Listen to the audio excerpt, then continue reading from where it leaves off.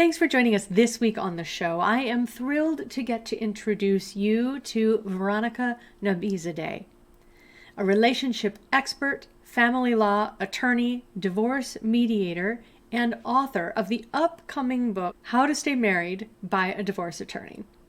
You're going to love the depth and breadth of our conversation, whether you are a woman in relationship or hoping to design for yourself the perfect lasting relationship, or if you are men. This conversation dives deep into the power of authenticity and holding space for our own growth and healing so that the relationships that we are in can naturally thrive. Thanks so much for joining us this week. Living in a stressful world doesn't mean you have to give up on happiness. Instead, you can shift your perspective of stress and discover how to live your life in flow. Welcome to Happified. I'm your host, Susie Vine. Join me for inspiration and interviews with folks who are shining their light in the world in the areas of positive mindset, health, and wellness. I'm so happy to have you here. Welcome back. I am so happy to have you with me this week on the show for what I know is going to be such a rich and illuminating conversation with my guest, Veronica Nabizadeh. Veronica was once a battle-weary wife who found her truth in the name of love and now inspires hope in other women whose husbands refuse to go to therapy, confirming that marriage is a spiritual practice. Her upcoming book, How to Stay Married by a Divorce Attorney, is a transformative guide for other battle-weary wives with children who are searching for love and clarity in their own marriages. As a relationship expert, attorney, and divorce mediator, she has empowered hundreds of women to find their truth in the name of love and move forward, either by revitalizing their marriages or divorcing with dignity and grace. As she prepares to celebrate her 24th wedding anniversary, she continues to share insights that have enriched her own marriage and have also brought peace and love to the lives of many. Veronica, thank you so much for bringing your wisdom to the show today. As I was just saying, this is a topic that we don't often dig into, but is so important for so many of us. I am so happy to be here, Susie. Thank you so much for inviting me. And I would love to start off with, I always love to get a look at what has brought people to do what they're feeling passionate about, what they're doing right now, this mission that calls them forward. And so I'd love to just learn a little bit of your own experience, your journey in your marriage that brought you to this focus and the practice that you're sharing with women today. Oh, God, that's a deep question to ask this morning. Oh, I hope I do it justice, because the most important thing for me is that your viewers can benefit from my truth that I share with them. So how did I get here?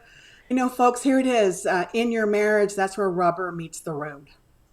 You can't hide. Your stuff is all out there. And for me, I'm all about relationships, and I married the man of my dreams. And I talk about it in my book, How to Stay Married by a Divorce Attorney. And it happened for me the night of our wedding. That is when everything just flipped. And that is when I recognized the seed of codependency was planted. And I didn't know that I was a codependent woman who, like, no one tells this is going to be your challenge this life. So I didn't know what to name it, but I did know that the love that I felt for my husband helped me come home to myself, and I experienced joy that I had not experienced before marriage. So I didn't want to be a divorced woman, and I loved my husband. So my reasons for doing my work have changed and evolved as I have changed and evolved.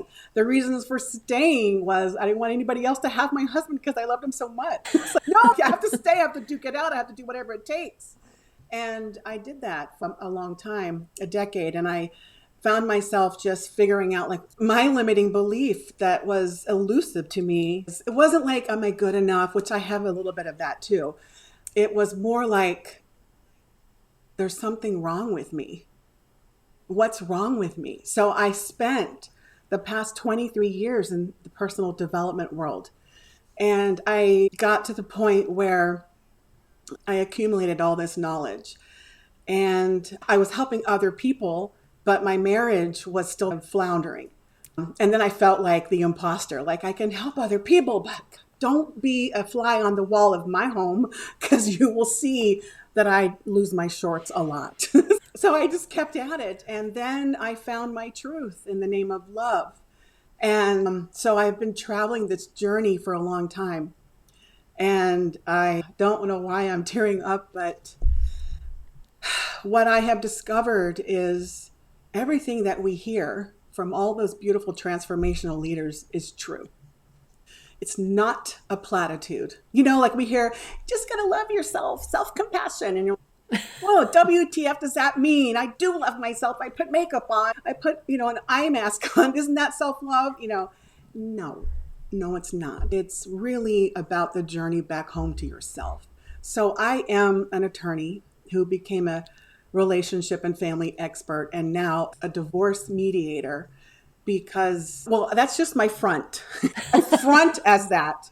Your access portal. Yeah. Come to me, I can help you with the relationships. But really, I feel like I'm called to help people that are so lost and disconnected and in the dark through their journey of self-effulgence. And I did that for myself. And I'm really proud of that. And so that's what I'm here to do on earth. And I'm standing here before you, Susie, to say, hello, here's my light of my business on. It's on. If you need support, here it is. I'm here to help.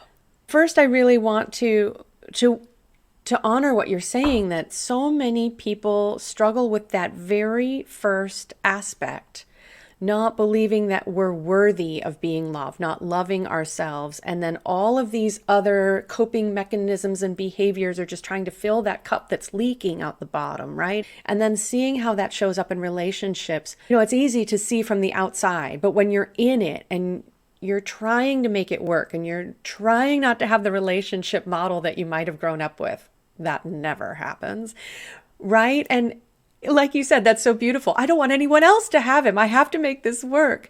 And so it can be such a deep conflict and hard for people to really get that perspective to see what's the source of it. And so I think that's beautiful that the door is open to, I can help you navigate where your relationship is going. Is it being repaired or is it time to resolve it? But really what it comes down to is understanding to begin with, what do you want? That shouldn't be such a hard question for so many of us, but I think it really can be. Oh God, so true. If we don't know what we want, if we can't see it, then how do we know that when we have it, that we have it and to celebrate it? And if we don't know what we want, we get easily stuck in this cycle of, like you used, a coping mechanism. I use misery stabilizer. We get stuck in the misery, using misery stabilizers. One of my mentors, Marcy Shimoff, wrote the book, Happiness for No Reason. And I could have easily wrote the book, How to Be Miserable for No Reason, And so that's what happens if you don't know what you want and what it looks like, then you can totally bypass it and stay in that hamster wheel of using misery stabilizers to keep you miserable and never really finding your truth in the name of love.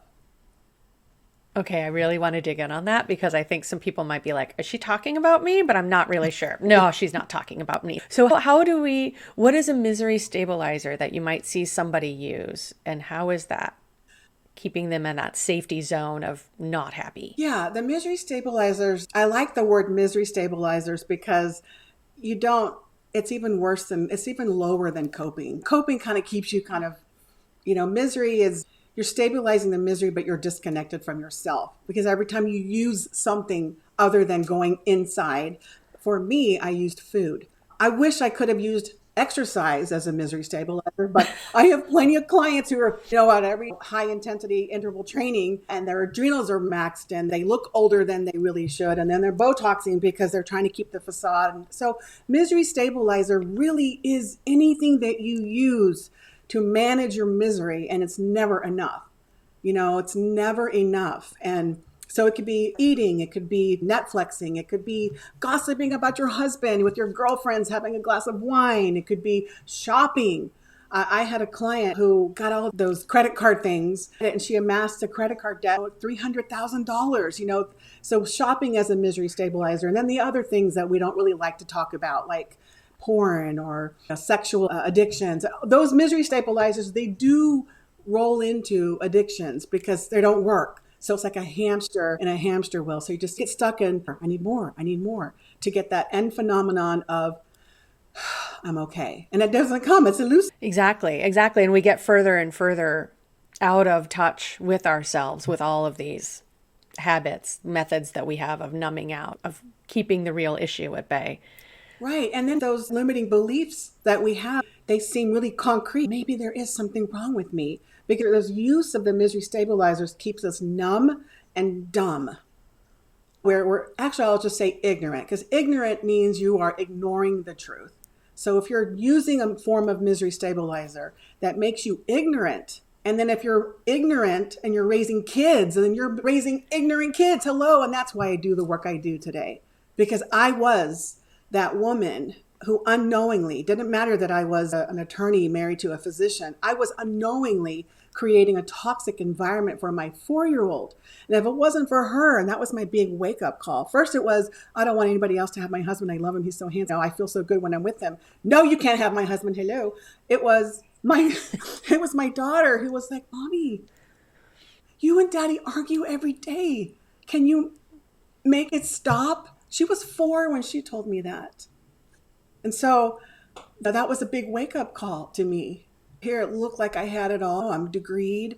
I live in a nice home and I have nice things, but I'm creating a really unsafe, toxic environment for my kid. And at that moment, that is when I dropped to my knees and surrendered that I needed help. And I couldn't DIY help anymore. I couldn't take another course, read another book, attend another webinar or event, and come home, where the rubber meets the road, where you can't hide your stuff and bring forth into the world a child, a female child, no less. We're raising the feminine energy, balancing out the world. So I didn't want to do that to her. So that became my leverage point to surrender to getting help. That's so powerful. And that's another thing that I come back to on the show is I think we are at a point, we're coming out of generations of lineages of life really is life or death struggle. And there are, to just borrow briefly, just to skim the surface, coping mechanisms that we've used to survive because we really have been living under threat. But I think now we have the opportunity to start resolving some of that generational trauma and patterns, because although we are not free of it, it is not the life threat that our previous generations have carried. And so it is, I think, that wake up call, that opportunity to see our children can have a different future.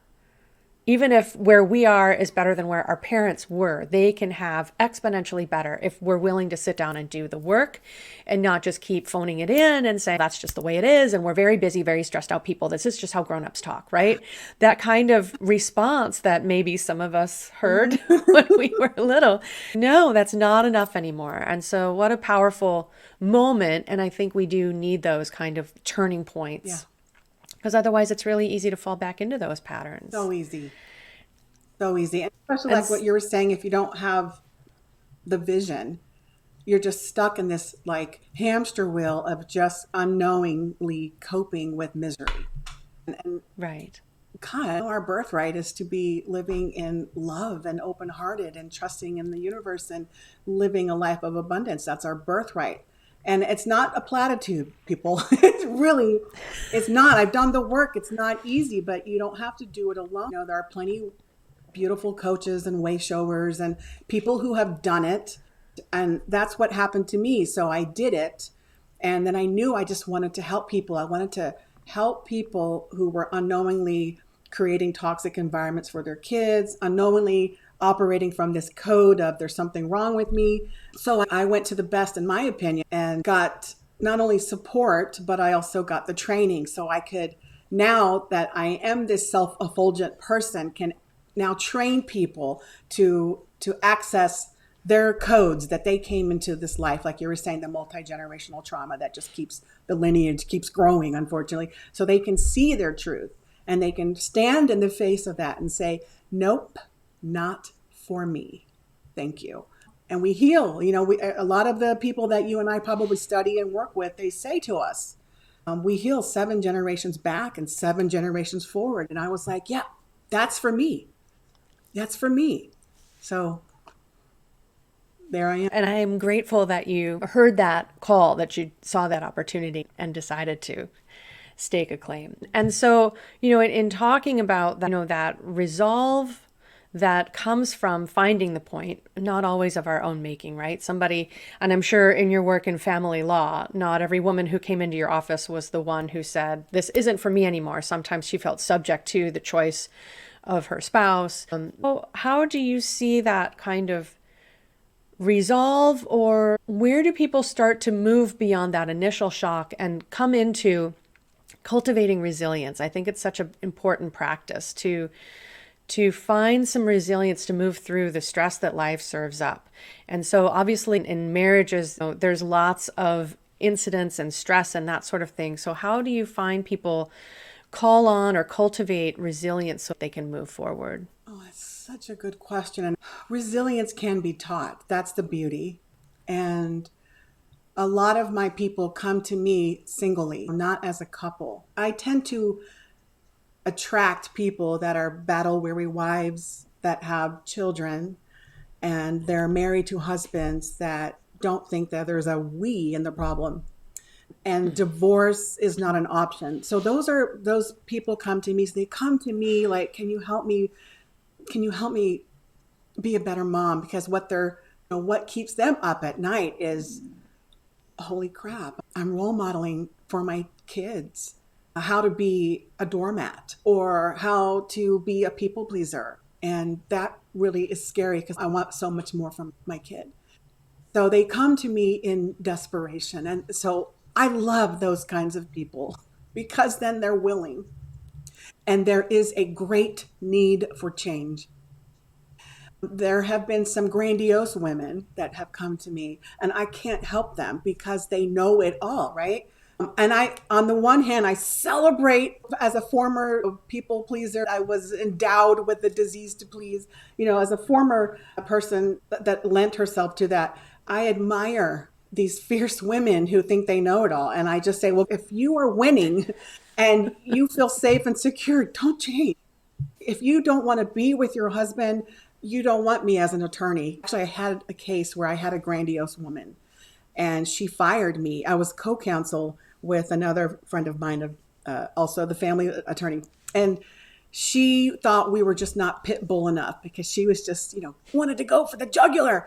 And she fired us because we were too nice. And we were asking her the really important questions like, you have 4 kids. Like, what's the legacy you want to leave behind? What's the relationship that, what? I want you to take his money. I want to keep my kids from seeing him. He's a bad father. I want to call Child Protective Services. And it was just like, oh God. And when she fired us, I was like, thank you, God. That saying, rejection is God's protection. And by the way, she fired us 3 years ago, and she's still in a legal battle and has spent hundreds of thousands of dollars. And so that's not my person.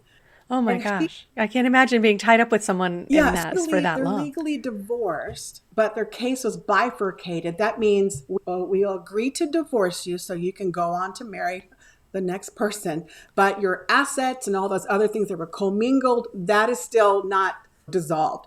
And so she's still kind of married to her tormentor and no growth. And her children have been in the umbrella of that turbulence and friction.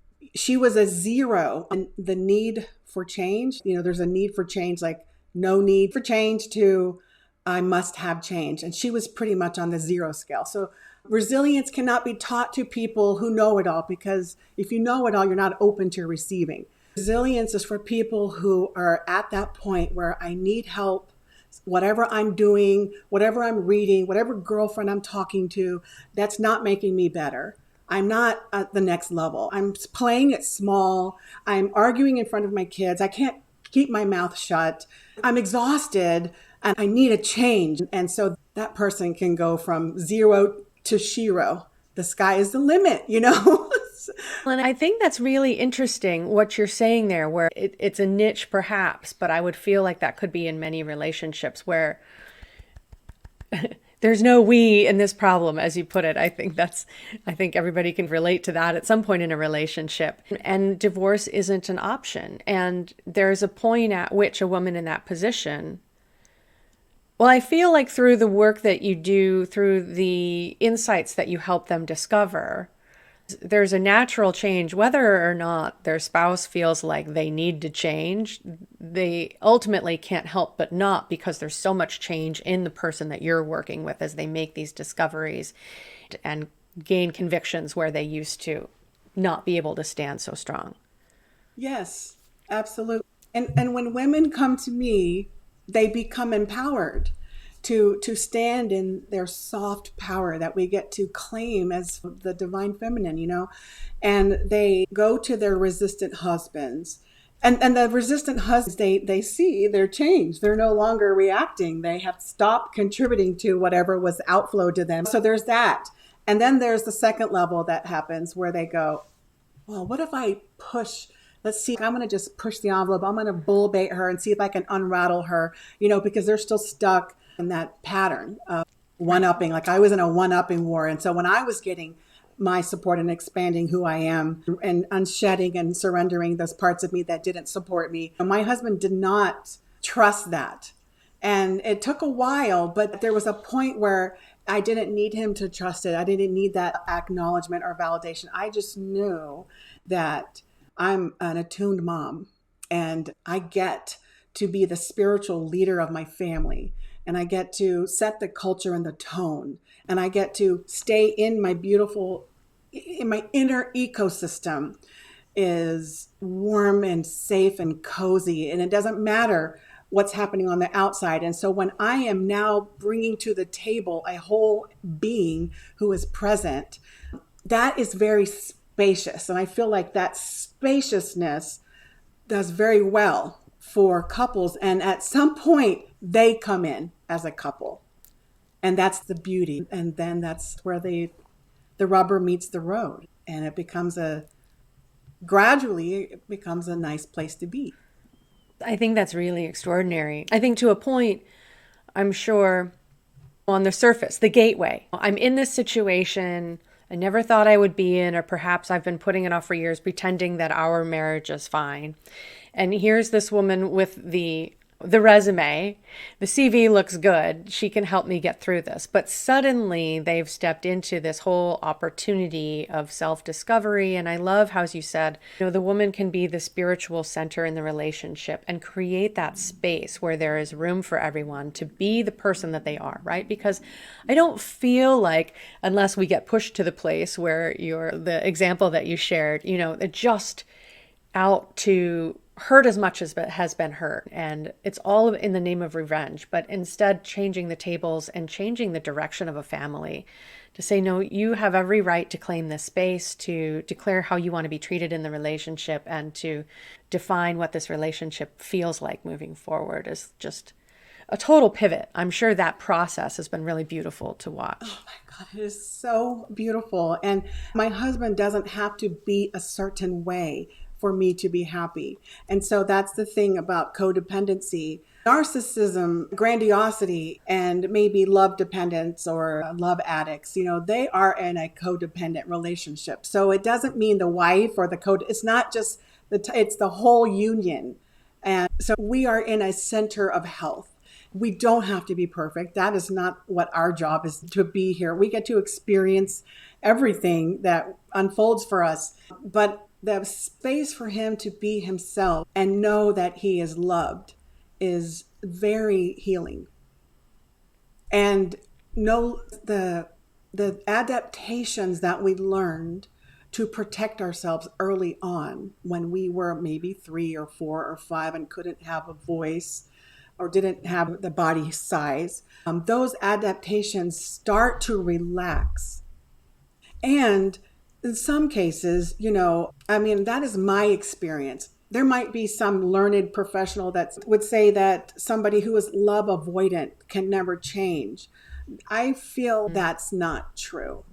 I feel that when the energy of wholeness is brought into the union of marriage, that it chokes me up, that the, I don't even know the word, that spaciousness helps people return back to themselves and no longer have to armor up or use these manipulations because they're at peace. And it's their job if they want to continue expanding and evolving or not. It's not my job, but if you want to, I'm here to help. Do you know what I mean?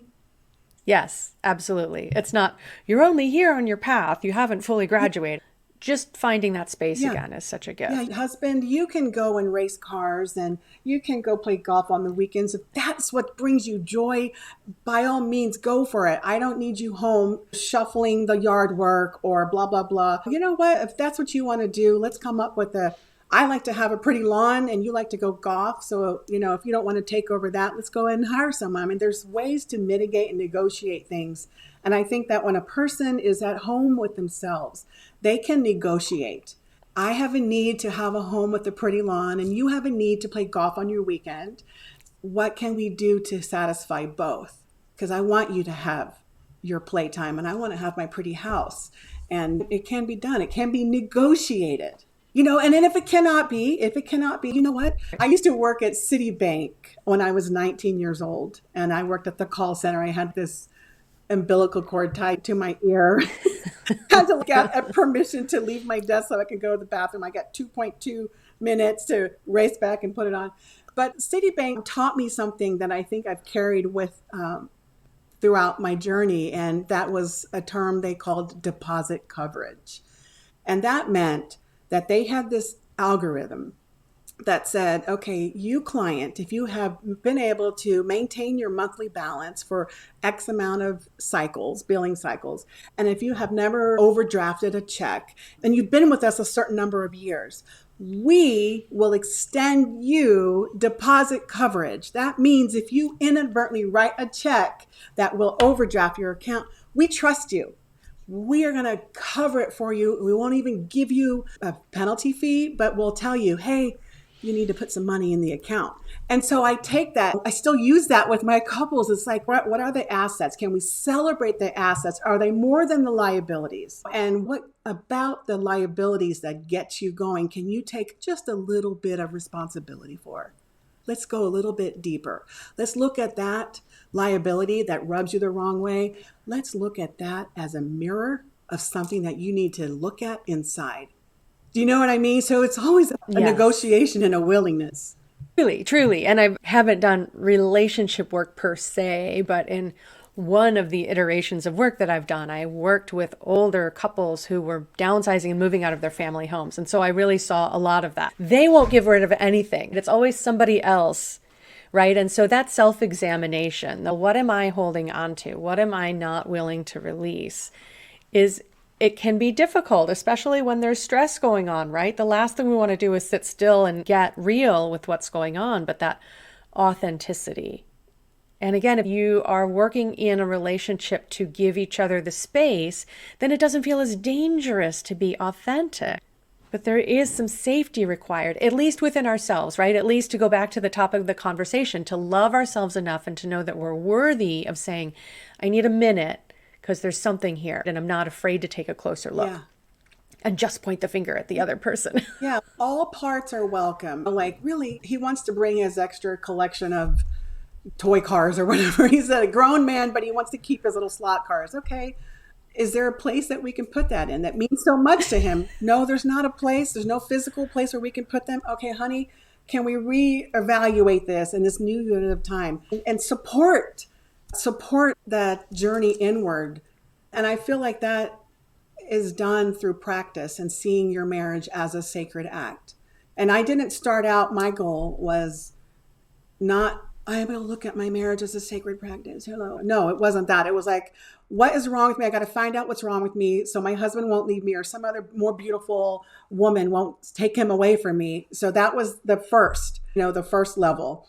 And so I've done all the levels. And now I feel, oh my gosh, like in my marriage, if you were a fly on the wall or if you had a video camera on the wall, you would see a normal family navigating life. a teenager who wants to not practice her volleyball, but then feels crushed when her serves hit the net. And we meet her where she's at. We don't say, we told you so. We're like, gosh, we understand that feels like crap. What do you want to do about it? We allow the space and see if there's willingness. And everybody is safe to be their imperfect, beautiful selves. And I'll just tell this one quick story. We were at this volleyball tournament, and I think my husband would not mind if I share this. Maybe we'll see. My husband is a man in sports. They get really into it. And sometimes it escapes him that it's only 8th grade volleyball. There's a lot on the table. It's like a do or die moment. And we're like in the bleachers with all the other parents. And so these other little girls are missing the ball. And then they laugh and they all high five each other. And he's like, this is not a blah, blah, blah. I'm like, this is not acceptable. This is a game here. Come on, people, level up. And I see him and I'm like, oh God, I don't need to change my husband. My inner ecosystem's fine. I'm not thinking, oh my God, the people are I'm so embarrassed. I don't even go that route. I just know he's having a moment where he's so passionate about seeing these people play. So I whisper to him, honey, no, I don't think they're going to improve the way you want them to.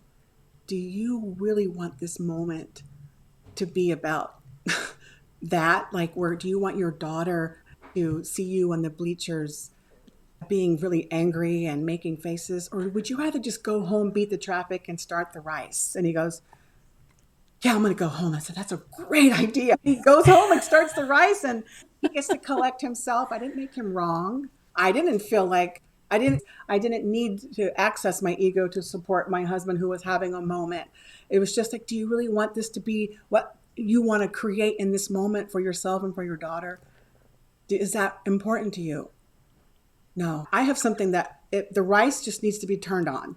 And if you go home and beat the traffic, we can come home to a home cooked meal. And he left and it was good. And so it's just that all parts are welcome. No one has to change, but we can help each other to access a higher level within themselves if they want to. And I think when one person lends their spaciousness and couples work, that's what I do with battling couples. I lend my prefrontal cortex of safety, and that safety net gives them the opportunity to be vulnerable and to speak up.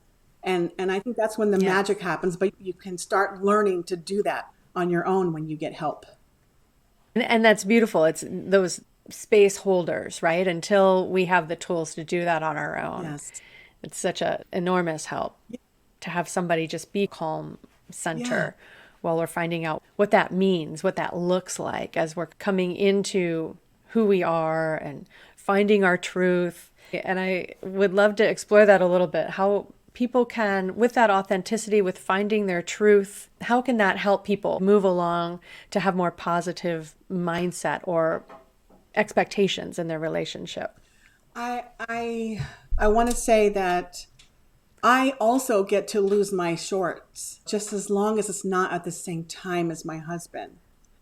So that's really key. So at that moment when I was in the volleyball tournament, I could have been like, oh my God, he's embarrassing me. He's going to embarrass my daughter. He's going to be terrible. And I could have ranted. I could have left. I could have huffed and puffed. But I knew that one of us had to stay resourced and access to our resources. And that worked. And when we came home, everything was made and everything was served and we had a great meal. So you said the word expectation. And I feel like I need people to drop expectations and just come from a place of openness. And when you feel that dig or that rub or that disturbance in the force, then you just, I'm talking from a high level place, but because I remember when I would lose my shorts, but it's a gradient and we up level or expand little by little by little. So it takes time. And then when you get support, then you don't get stuck in those moments. Then before, if some couples come into me and they would say, we haven't talked in 3 weeks, or what's the longest you've stopped talking to each other? 3 months. So they were stuck for 3 months. How often that happens? Oh gosh, 2 or 3 times a year. Whew. Wow. Okay. So those things, like, can you imagine how to maintain not talking to somebody means you have to keep your anger around you and keep your decision to be this way all that time. So all your precious life force energy and attention is just embroiled in being stuck. And so I think just to educate people, there is so much more peace and access to your innate amazingness and magnificence when you're willing to be supported. I think that's really powerful, in that recognition, again, that we don't always have to be at our best, especially in a relationship where there's space. Someone can see, it looks like you could use a little bit of this right now. You could use a little time. You could use a little, right? Distance. Go ahead and take that, as opposed to snap out of it. What's wrong with you, right? Because then we develop that trust in each other too, that when we need to ask for some grace, that's fair. We give it, we receive it. There's more of that flow that actually keeps a relationship growing together as opposed to apart. And I love what you said. I think when we're in it, we don't recognize it, but looking from the outside in at a relationship where how much energy does it take to keep that anger, that frustration, that I'm not talking to you, even if you don't remember what started this all or who started it. I love that you reflected that back to me, because to say yes to the embroilment or to the argument, and you saying yes to, I'm so right about how I feel about this, I'm willing to stay angry and keep my distance for X amount. So that must mean that you're saying no to opportunities. You're saying no to beautiful experiences. You know what I mean? Like, when people get the big picture, Terry Real, who is my mentor, he has the 5 losing strategies. I have taken his on as my own, and I've expanded them into the 7 relationship saboteurs. And those are they are what they are. They sabotage your relationship. And one of them is being right. I feel very right that I was being wronged by you, and I'm going to hold on to that conviction, because if I don't, you're going to do it again. And so they just stay stuck. And, it is true. It is so true that we create our own reality. And I was looking at my journal from years ago, and I was seeing what was in my world. And I was like, oh my God, I was so choosing to see all the bad. And I was asking to not see the bad and be swimming in the bad. And I had no idea that I just put all my attention units on darkness versus what's possible. What blessing am I going to receive when I overcome this? What lesson am I going to embody that I can inure to my child, the resilience that I now have access to, that I can, just by the virtue of her being my daughter, that she gets because I'm role modeling it. My understanding is that children are 50% their own people and 50% what has been role modeled to them. And that's why self-reflection and self-inquiry is so important, because then you can let go of that multi-generational trauma that gets infused to us. You can let it go. That doesn't serve me. I know my parents came from a different country and they lost all their money, and money is scarce, but I don't have to live that truth. My truth is that I believe in myself and I live a passionate life that's purposeful, and there's no lack. So that self-reflection and self-inquiry is very important. And we have blind spots, which is why I think why my recommendation is you don't have to do it alone. I had a client, a lovely, beautiful lady. She did not want to pay for my coaching services. And I went, I understand. There's a lot at stake here. You don't know if you're going to get anything in return. And you don't know if you're able to change, because everything that the evidence around your life is telling you that you haven't changed. So I get it. And then she went out and bought a pair of $2,500 glasses. But at least she can wear them every day. So she has a product. Now she since then has become my client, and she is soaring high. And she remembers that day, how gentle, because I'm not in the convincing business. You must be willing to invest in yourself. You are the president of your own country. That's not me. That's Don Miguel. And there are plenty of way showers there that have been there, done that, and have garnered the tools to share them with you so that you can be the president of your own country, because it's there for you if you need it. But it's not as easy as putting a credit card and buying a pair of beautiful designer glasses. That's easy. That's not sustainable. Just because it's not a clear transaction doesn't mean that Use that clear transaction. So, it's not in yeah. So if finance. you were Yeah. looking and if you were looking a fly on the wall or videotaping that conversation between me and my husband at the game, you would go, what's the big deal? Like, she just told him, hey, and then he went away. But the big deal is, God, if I hadn't done that, he could have embarrassed my child. He could have embarrassed himself. She could have maybe not have forgiven him. She could have maybe stopped playing volleyball altogether and not trusted her dad to ever come to a school event. Do you know, like, that is the magnitude. And it's not, that's something that we cannot articulate because I can't tell you your future. I can't tell you what your truth is. I can way show you back to your truth because you know what it is once you stop looking at all the other darkness and you move into the light. And that is a process. It's a pathway from here to there. There's little bitty micro steps and you keep being unstuck. And then you have yourself, the reality that you've created for yourself. And that's what all the people are saying. And it's all true. And I came to the point one day in my life that, oh my God, it's not a platitude. They know it and they're teaching it. And I'm going to know it too. And I do know it. There's a point, anyhow. We could go on.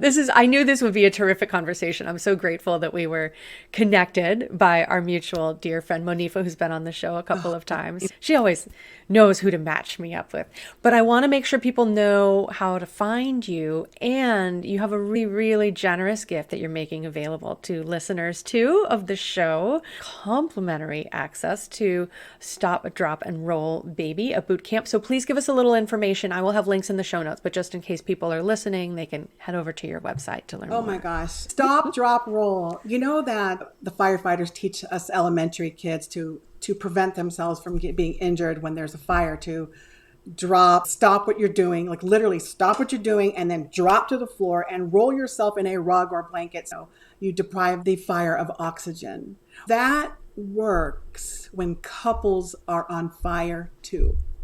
And so I have created the Stop, Drop, Roll Baby, like Stop, Drop, Roll Baby. That's what you got to do to help couples, especially battle-weary wives who are married to husbands that there's no we in the problem solving and they have kids. So it's really it's really for everyone. But that I'm talking to the Veronica circa 23 years ago to give them to share with them the tools so they can embody what I did for myself, and it helps them stop contributing to the arguing.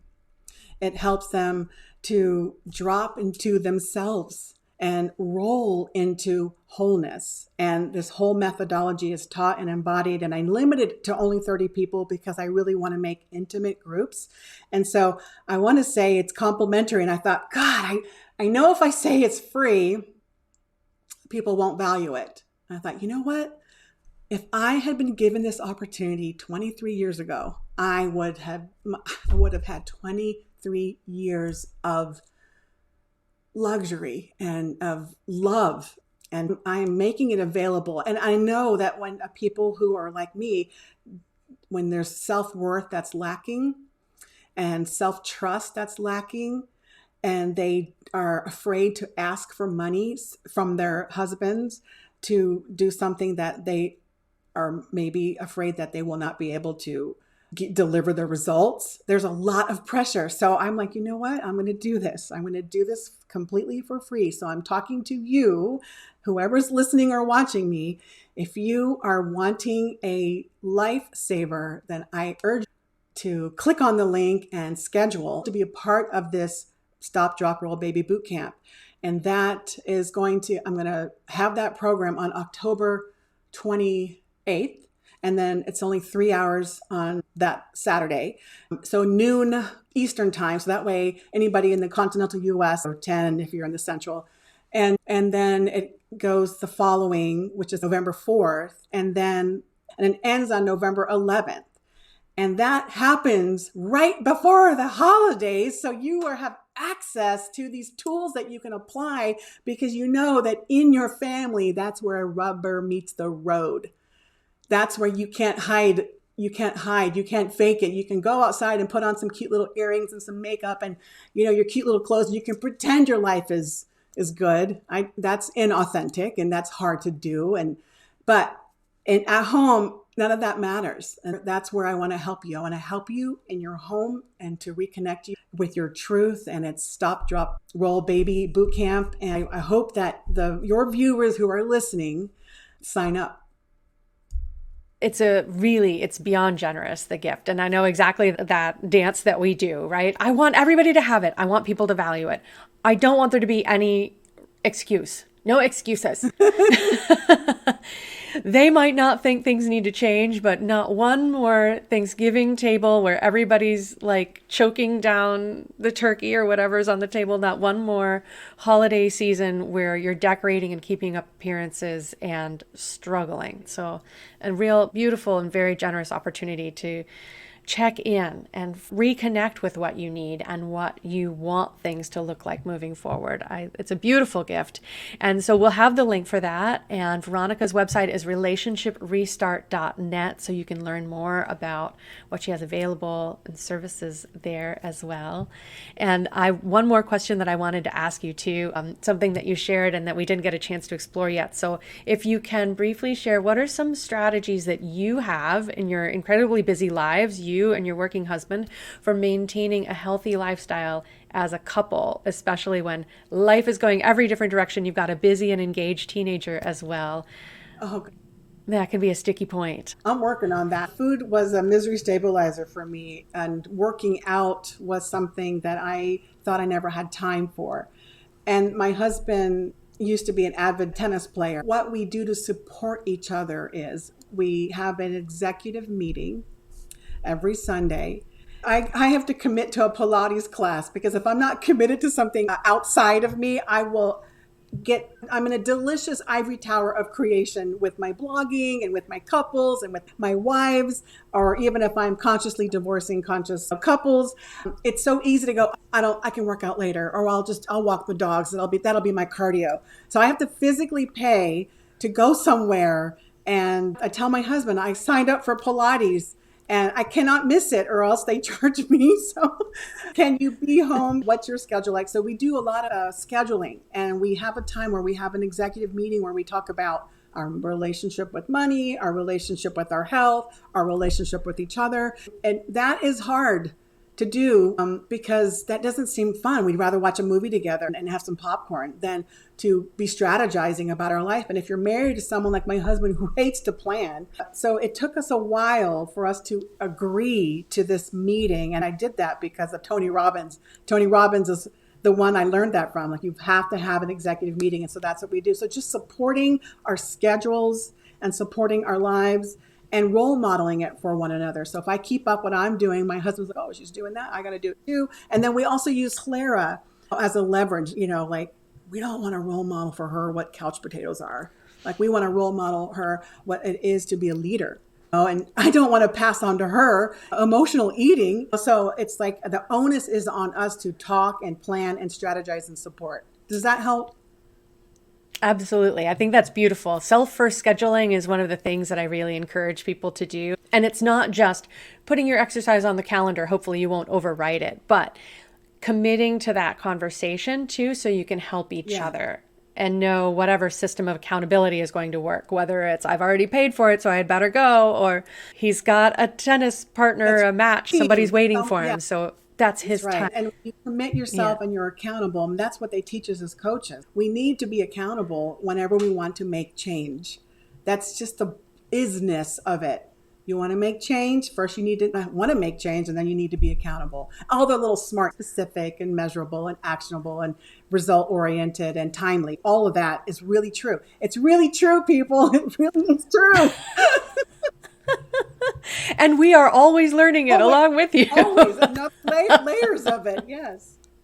And perfection is the enemy of progress. So I'm married to an Enneagram type 1, and he's a perfectionist. And for me, I have a perfectionist side of me that it's all or nothing. So it's like knowing that we have these things and how can we support each other for the life that we want to co-create. And it's always a conversation that's not perfect. Imperfect conversation about how to help each other.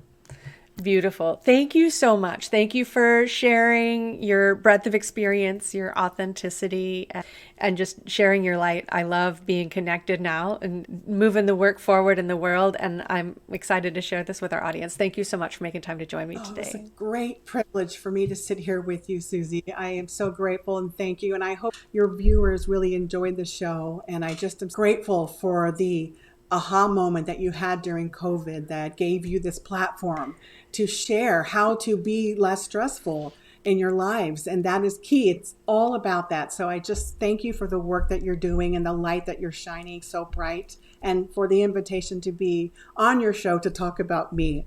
Thank you. It has been my pleasure. Thanks so much. Take good Alrighty. care. Thanks for joining us today. To learn more about living life with less stress and more flow, visit happifiedlife.com. Subscribe on your favorite player to catch the next episode as soon as it's out. Sharing really is caring, so please rate and review the show while you're there. And if you know someone else who would love it, please pass it along. Until next time, my friends, keep on shining.